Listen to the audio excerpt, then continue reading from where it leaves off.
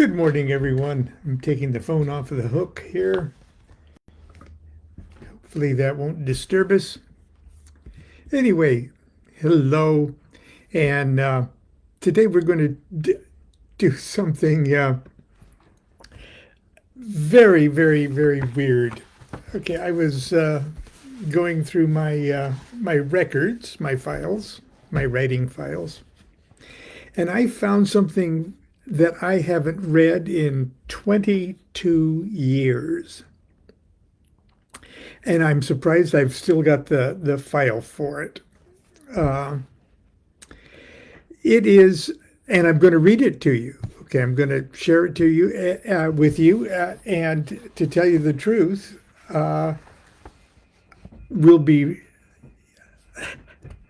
I'll be hearing it almost for the first time with you. So I haven't even read through it. So it's a surprise to me too, even though I wrote it. 22 years is a long time. We've just recently lost, well, everything is recent to me ever since the first century BC. Recently lost dear Rachel Pollack, the writer and tarot grande dame of tarot. Most interesting, talented, brilliant character. And Rachel and I, over the years, would see each other every year, sometimes several times a year, at various national tarot conferences and tarot events and things like that.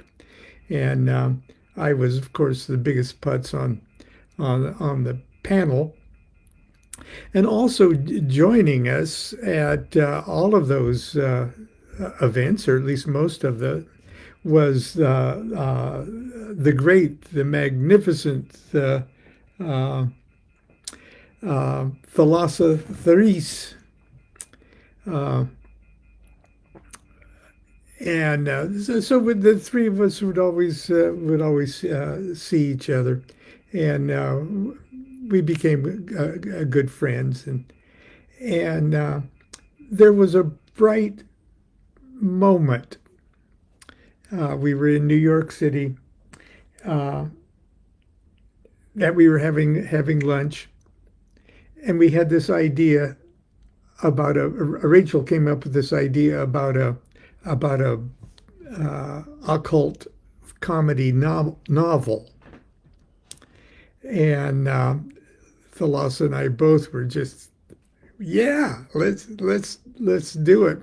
And Rachel came up with the idea of a sinister occult secret organization called MOM. MOM. And so we we batted back and forth a couple of ideas of who the protagonist and antagonist would be, and different goofy things. And so we decided that each of us would write up a little something and share where our thoughts are going. And this is what I came up with. Okay, and obviously nothing came of the project. We had a couple of remote email meetings, and but Rachel, of course, was extremely busy, and Thalassa is always busy. She is the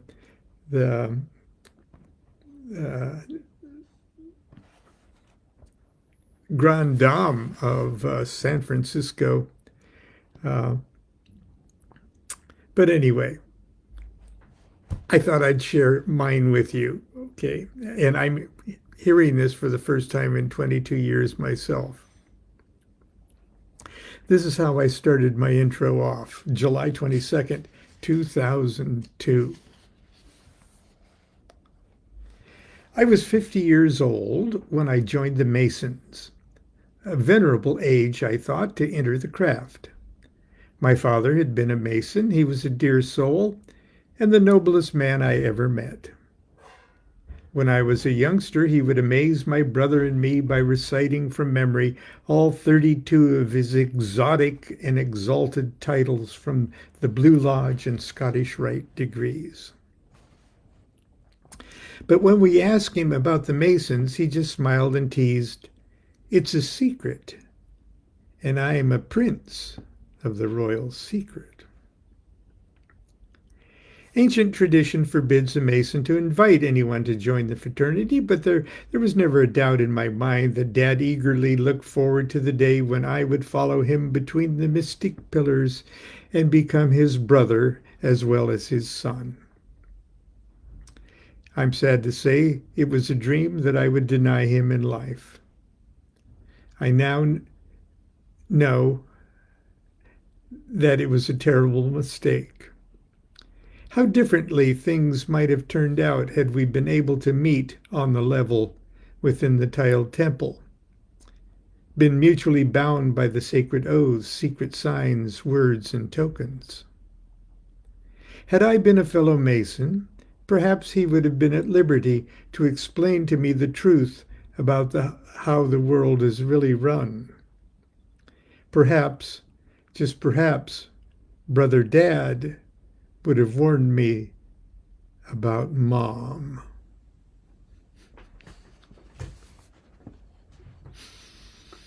I was serving as junior deacon of my father's old lodge in Long Beach, California. I'd been a Mason less than 3 years. At 52, I was one of the youngest members. The average age in my lodge was 74.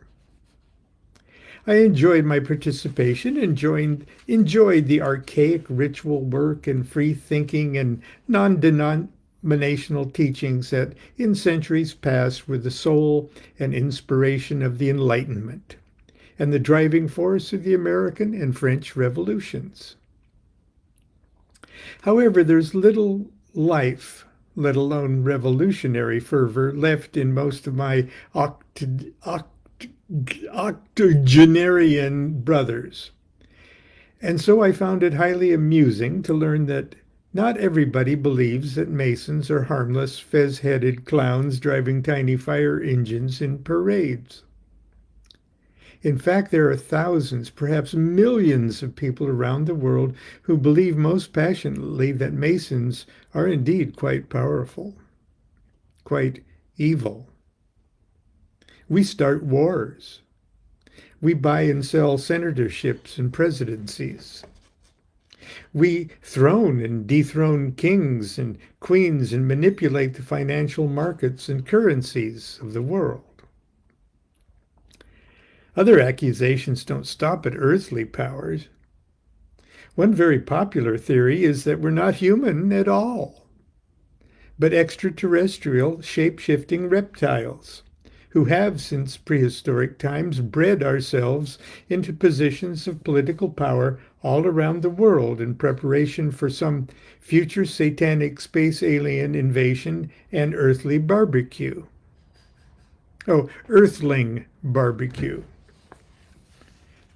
I found this theory particularly amusing, and while many of my brothers do indeed have a decidedly reptilian look, I thought it safe to joke with them on this subject at our spring equinox stated dinner. I had forgotten that most everyone else at the table was hard of hearing. So eventually I found myself yelling quite loudly from across the table, "I said we're shape-shifting reptiles. We rule the world." I gotta digress to say all of this is true, okay? This really happened. "We're secret masters. We control the destiny of the planet. Masons are secret masters that rule the world." Suddenly, the noisy din of the dining room chatter fell silent, and every milky eye in the room was on me. Nobody moved, not even to wipe the rice pudding off his chin. Finally, a silver-haired retired admiral in a wheelchair broke the tension by barking, "Control the planet! I can't even control when I goddamn piss!" The dining room exploded in laughter and table slapping. Nervously, I joined also, but I was left with the distinct feeling I had somehow breached some fraternal decorum. A few of us were still laughing and making reptile faces as we tried on our aprons and entered the lodge room. I took the junior deacon's chair near the door in the west and settled in for what promised to be a routine business meeting. The master in the east put on his top hat and stood up. "Brother Junior Deacon." I stood up and saluted with the proper sign. "Invite the brethren in and shut the door." I grabbed my rod and walked out of the lodge room into the lobby area there proceeded to discharge my duty. To my surprise, the lobby was completely empty. Not even old Carl, the Tyler, was at his post. This was very unusual. The area was usually crowded with dawdlers and latecomers who needed to be quickly aproned and herded into the lodge room. Even though there was no one there to hear my words, the ritual dictated that I must deliver my lines as the master instructed. "Brethren," I shouted to the empty hall, "the worshipful master invites you to seats in the lodge room." It's impossible for me to accurately describe what happened next. I remember it differently each time I call it to mind. I was paralyzed, standing perfectly erect with my rod grounded. I couldn't tell whether I was actually paralyzed or whether time itself had stopped. In either case, I could not move, not even my eyes. Oddly enough, I wasn't frightened. It was if I were emotionally paralyzed as well. Then, from the center of my brain, I heard what sounded like the static-filled signal of a cheap citizen band's radio. "Welcome, bienvenue, welcome, Brother DuQuette. You think the secret master's funny joke, no?" The embarrassingly affected European accent and pretentious use of the negative interrogative made me want to laugh, but I was frozen in space. "Ah, you think everything funny joke, no?" "No. Yes. No, I don't know," I answered mentally. My own inner voice crackled distortedly as if I was hearing it through the same damn CB speaker. "Who are you? What's happening to me?" "My name is Equinox." The phony accent suddenly disappeared. "Stonehenge Equinox. And I'm here to tell you that you've just been recruited by an honest-to-God SM. "A sadomasochist?" I mentally asked. "No, you fool. Secret master. I'm one of the secret masters you were mocking at dinner. Since the dawn of human consciousness, we've secretly guided humanity." Tell me you're not a reptile. "Secretly guided humanity's..." Tell me you're not a reptile. I'm not a reptile, okay? I've got a job for you. What kind of job? An easy job. I'm going to give you something. You mean like a disease? No, it's not some kind of suppository, is it? No, never mind. You'll know soon enough. I'm going to give it to you and you're going to know what to do with it. Why me? Because you're a writer. You write about the occult. You write books about magic. You write books about tarot cards and demons and spirits. The secret masters have chosen you because our secret will be safe with you. Really? This sounds like something I'd love to write about. Write all you want, Brother DuQuette. Nobody believes an author of the occult. Besides, nobody reads your books. He had me there. You see, my friend, you're perfect.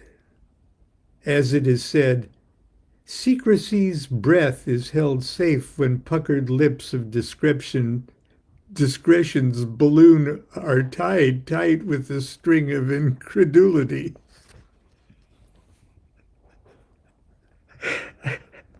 I can't believe I came up with that line. I got to read it again. God, that's good. Okay. Okay, write all you want, Brother DuQuette. Nobody believes an author of the occult. Besides, nobody reads your books. He had me there. You see, my friend, you're perfect. As it is said, secrecy's breath is held safe when the puckered lips of discretion's balloon are tied tight with the strings of incredulity. The puckered what?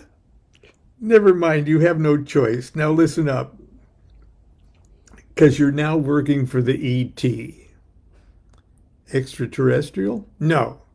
Eternal tricycle. What's that? Not what, who. Okay, who then?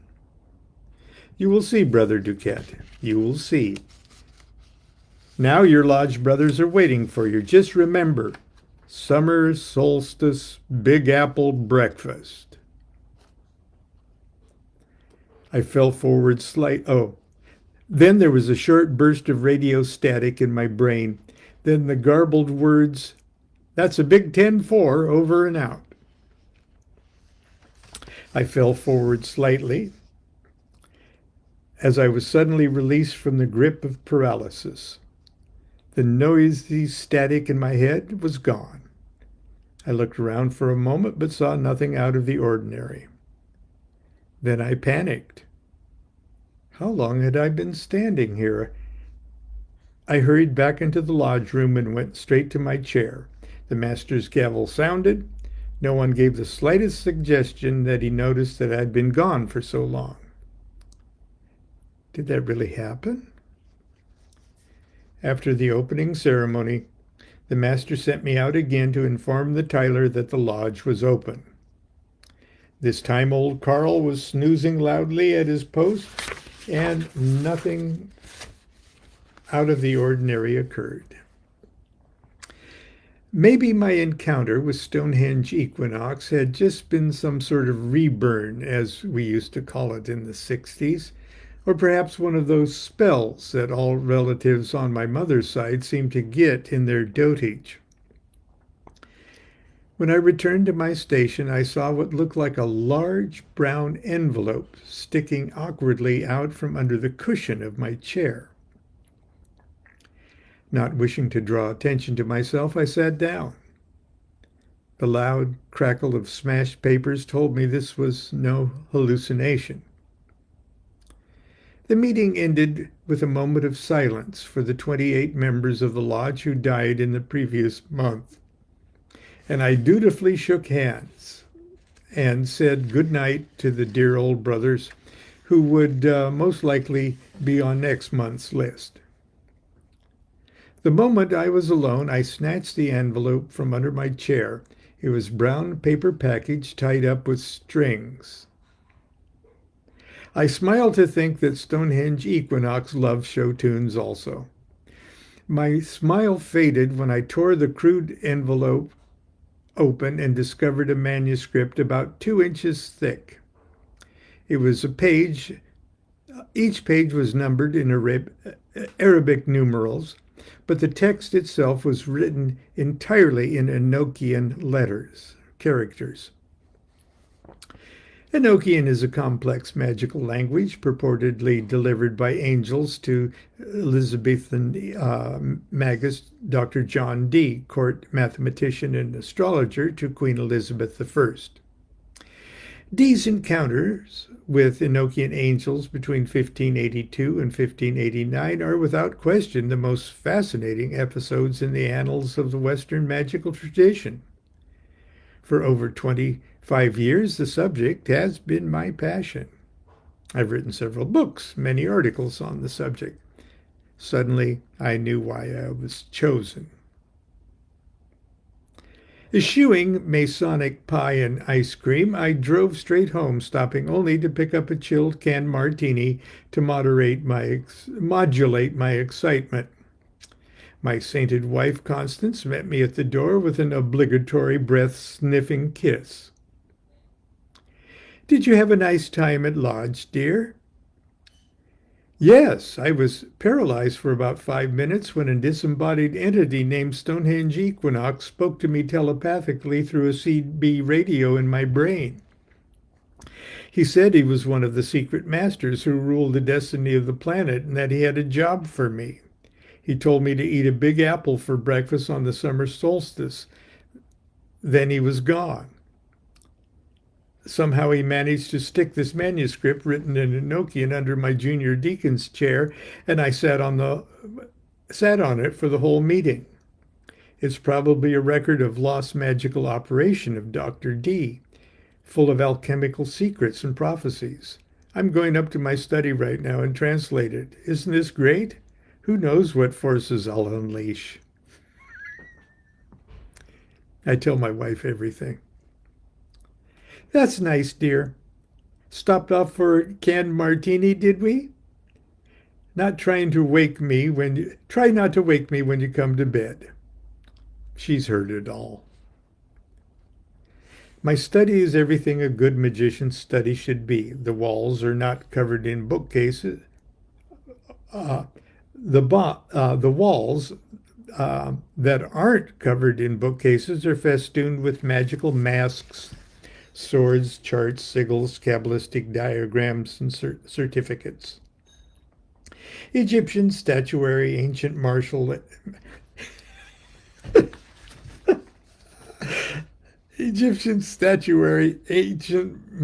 aids, skulls, and trinkets that are too dear to pack away uncluttered tops of the bookcases.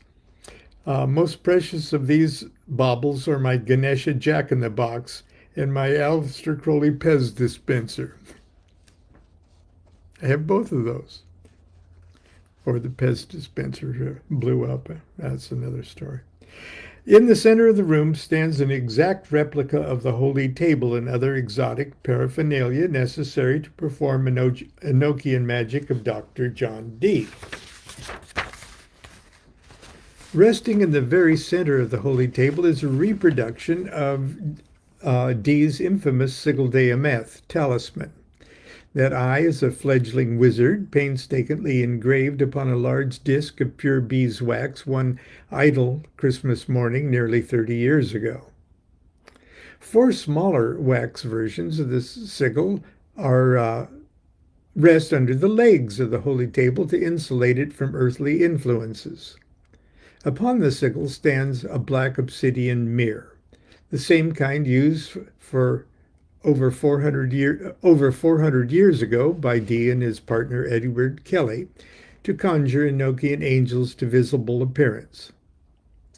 The secret masters have chosen well, I thought to myself.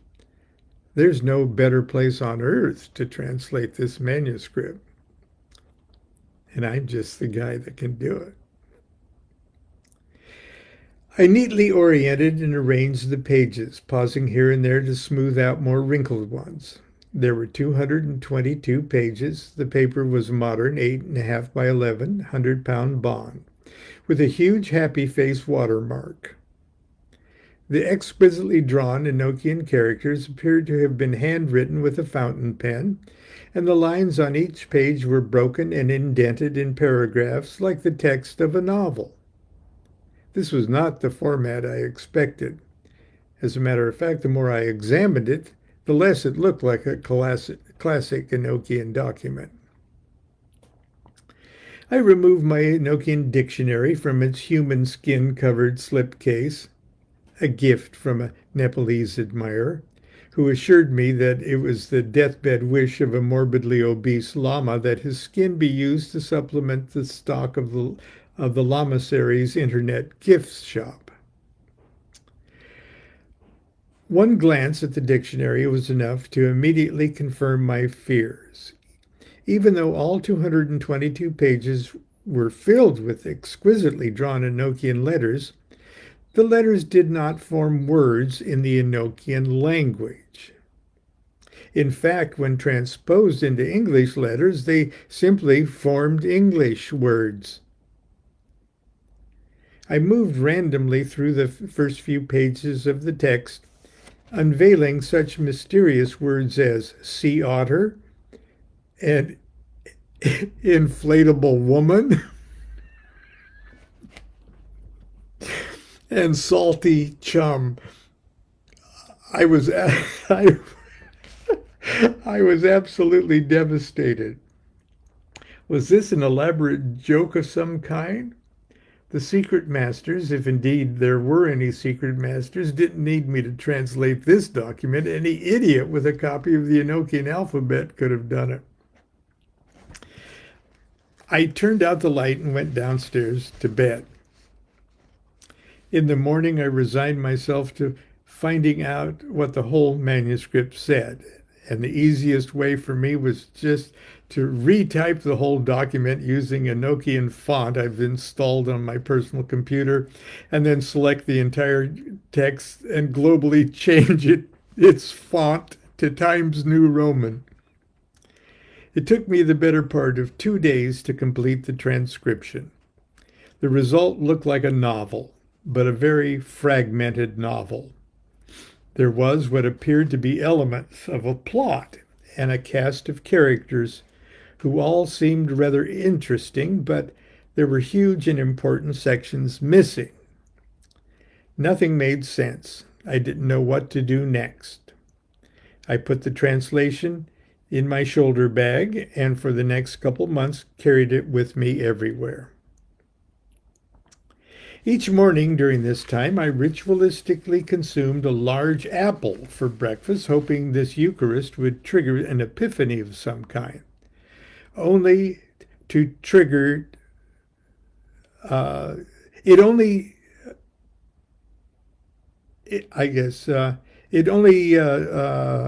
served to trigger improved regularity and kept the doctor away, and did nothing to give me further insight on this mystery. I employed every tool of magical and Kabbalistic investigation known to me to dissect each minute aspect of my encounter with Stonehenge Equinox. I even tried to magically summon him into the Solomonic Triangle, but only managed to accidentally conjure Archdemon Petra Rodentius, the stone-skinned hedgehog of hell. The whole episode began to fade from the forefront of my magical obsessions. I had to get on with my life. Deadlines were approaching. I had a new publisher to impress. They had me on the road nearly every weekend that spring, exploiting my penchant for shameless self-promotion. Although I continued to carry the curious manuscript with me wherever I traveled, the mystery of Stonehenge Equinox would have to simmer on the back burner for a while. The third weekend in June found me in New York City, where I was to lecture at the New York Tarot Festival. I love New York in June. How about you? And how about you? I promised myself I would remove the temperance card from my deck and treat myself to a giant martini at the Temple Bar and a moonlight horse cab ride through Central Park. It was a warm night, and I was joined, and now this is true, okay.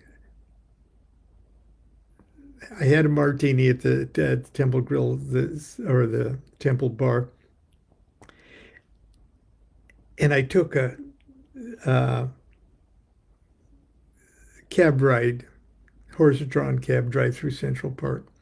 Um, it was on the beautiful warm night that I was joined on my Knickerbocker holiday by a bright band of tarot luminaries eager to do the town. After Central Park, we parked ourselves at the Oak Bar of the Plaza Hotel and toasted each of the 22 trumps. Then, like true Gotham sophisticates, we poured ourselves back into the singing endless loops of start spread the news. The only words of that song any of us could remember. I believe the group actually was Mary Greer, Thalassa, Rachel Pollack, and me. That's who was clip-clopping around. The morning dawned too early, and I awoke feeling my soul was attached to my body only by this thinnest thread. If I was going to appear in public, I needed coffee, eggs, orange juice, lots of orange juice. I showered and slithered down to the hotel restaurant, all the while praying I wouldn't have to be pleasant to strangers. I was in luck. After filling my plate at the buffet, I found a whole empty table mercifully far from the disgustingly pleasant sunlight. I was communing with my stewed prunes when I heard a chorus of "Stars spread the news." I looked up to see Thalassa, my dear friend and former Atlantean soulmate, standing in front of me holding a plate piled high with the sensible and tidy things ladies eat for breakfast. She was impeccably dressed as always. This morning and then I said, Thalassa can fill in her wardrobe, and she has the most fantastic wardrobe of any female on earth. And lots of males too, I'm sure. She gazed for a moment at the shape of the table. Then in her laziest Dorothy Parker drawl, she said, "The LaGuardia Marriott Round Table. It's a small table. I've barely enough room to lay my hat and a few friends."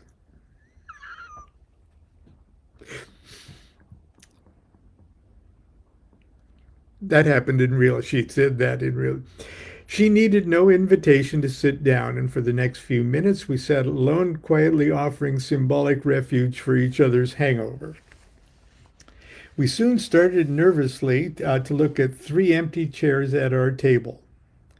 The restaurant was filling with bright-eyed tarotists who were far too loud and cheerful for the ponderous musings of the round table.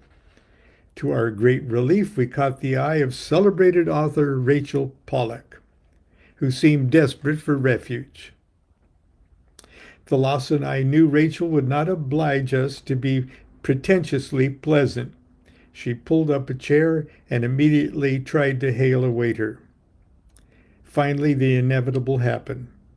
A perky young pagan couple from Indiana plopped down in the 2 remaining chairs. "Mind if we join you?" "Don't worry, this is almost over." Not waiting for an answer, the young man stretched his arms and said in the most irritatingly cheerful voice, "Man, what a way to start the summer solstice. Breakfast in the Big Apple with Rachel Pollack, Thalassa, and I didn't get your name, old timer." I was too stunned to be insulted. The moment I heard the words summer solstice, Big Apple, breakfast, I swallowed a prune pit and coughed it back into my plate. This was it. I looked frantically around the room and listened for psychic crackle of the cosmic CB radio in the center of my brain. It didn't come. I then noticed that Thalassa and Rachel looked as completely shocked and disturbed as I. We all started talking at once. You'll never believe where I heard that phrase before, summer solstice, Big Apple breakfast. It's the summer solstice. It's the Big Apple. It's breakfast.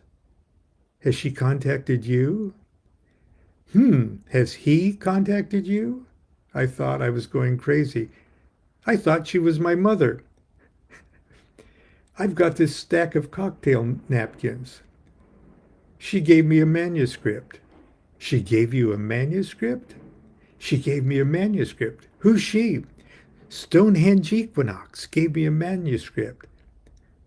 I sat on it for an hour. Sat on who? 22 pages in code. It doesn't make sense. Who? Artemis. Artemis. Iconoclasta. Stonehenge. Bowstring. Pontifex. Equinox. Wait! Rachel stopped the chatter with a wave of her butter knife. She tried to sound calm.